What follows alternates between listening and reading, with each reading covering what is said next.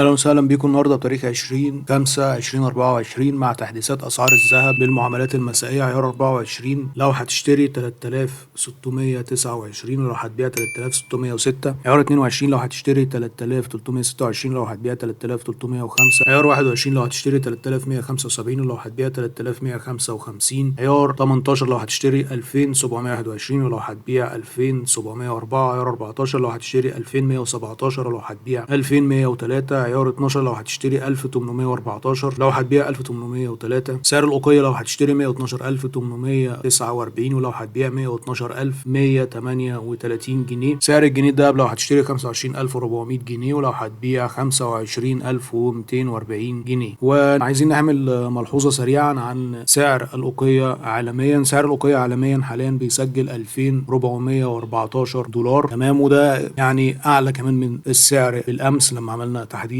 كان مسجل 2395 تقريبا، يعني حاجه في حدود نفس الرقم كده. احنا بنتوقع انه الدهب هيواصل الارتفاع. تمام، شكرا لحضراتكم ونشوفكم بكره في تحديث جديد. تحبوا تشتركوا في لايك وسبسكرايب وشير الفيديو عشان يوصلك كل تحديثاتنا. شكرا ونشوفكم في التحديثات القادمه.